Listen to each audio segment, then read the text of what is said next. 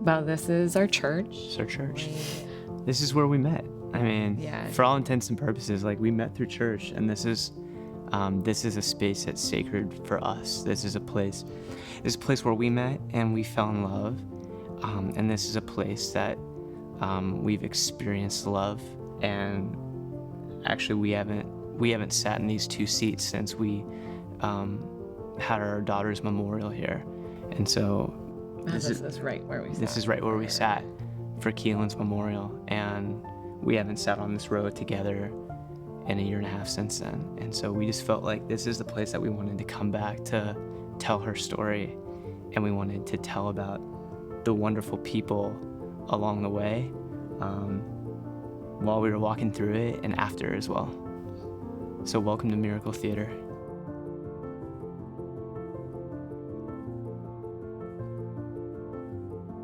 We were introduced through friends. I'd been coming to NCC for a couple of years when Chris came on staff, and we met shortly after that. People thought two short people would make a great couple, so we got set up and introduced, and the rest is history. About a year later, we were married. So we were married for 3 years before we got pregnant, I think. Enough time to do all the things. All the things. Enjoy your life before kids. The time when we wanted to start a family, it wasn't as easy as we thought it was going to be, and it took about 9 months for us to get pregnant. We were about 8 weeks pregnant when we went to the doctor, and the doctor was doing our sonogram and said, "Can you count?" "Can you count?" Yeah. And there were 2 of them. Right. So we knew our pregnancy was high risk early on, and so we started going to our high-risk doctor. We found out around 17 weeks they saw something didn't look right with baby B's heart. And so we made an appointment to go to Children's. And that's when we found out about that Keelyn had hypoplastic left heart syndrome. Yeah, while we were pregnant, you read all the books. You read all the twin books, you read all the parenting books, how to do life with 2. And I just remember distinctly reading, the potential challenges and the potential risks for identical twins. And I remember that line, HLHS. And I just remember thinking to myself, well, we're good. That's not going to be our story. And it was our story. It was the journey that we had to walk. The girls were born on May 1st, 2017. And we didn't know how long we were going to be in the hospital. Well, the first 2 weeks were crazy. I mean, they were really nuts. Washington Hospital Center and Children's are right next door, but we literally had one child in one hospital and the other child in the other hospital. And we were traveling back and forth while one's in a NICU and one's in the cardiac ICU, to be with both of them, to see both of them. In Children's, they had a policy where, no one under a certain age was allowed to come into the cardiac ICU. And I think we were one of the first families where they were working, how do we be a more inclusive hospital to families. After flu season was over, we were fortunate enough to be able to bring Ryan with us to Children's.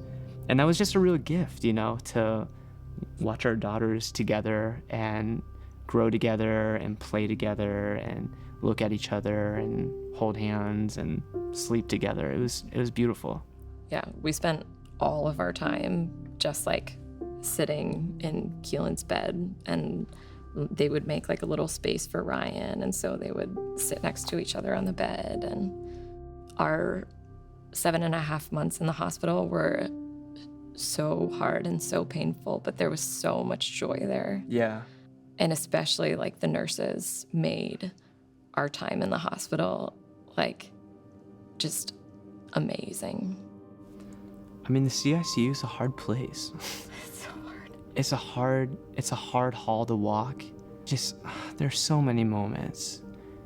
I remember Keelyn's first cardiac arrest, and we were in the room for it.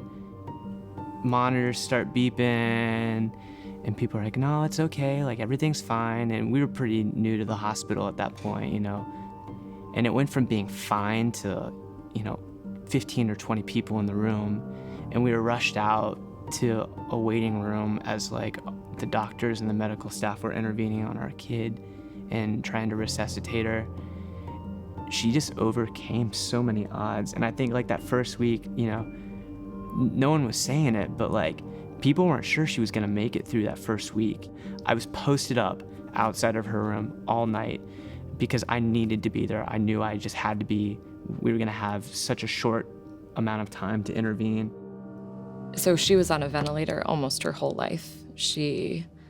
I would say of her 7.5 months, there were maybe 2 months total where she was extubated. She had breathing support, but not a ventilator. The first time I got to hold her was,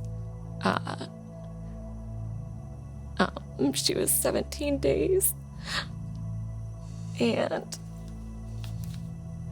she was still on the ventilator at that point. It's a ton of work to hold a baby on a ventilator. There are safety issues and stuff like that. So it takes like 3 people to move her into your arms. And so one of our nurses really advocated to let me hold her. And that's one of my favorite memories. It was so just amazing. And it's something that, you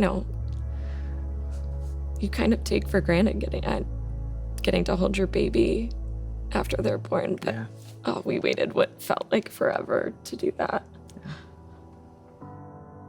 Yeah, so we spent the summer just in the hospital, and we were basically just watching her grow. She needed to grow and gain weight so that we could actually put her under the surgery that she needed, and she was awesome in that surgery.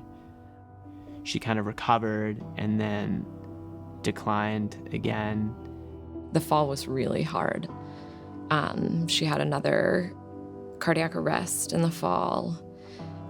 She went for 2 caths, but she'd gotten an echo and they couldn't see anything on the echo. And so they said they needed to take her in for a cath right then. And they thought there was a good chance she wouldn't come out of the cath alive. But we felt like we had to give her a shot. Yeah.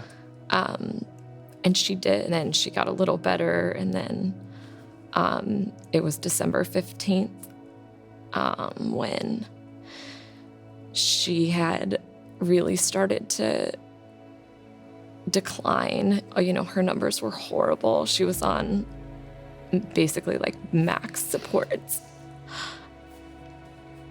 And I was at morning rounds, and I looked at Dr. West and I said, "Is this what dying looks like? Is she dying?"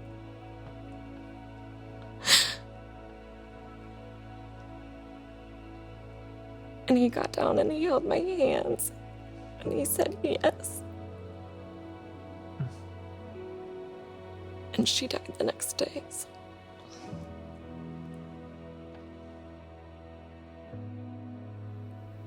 And I think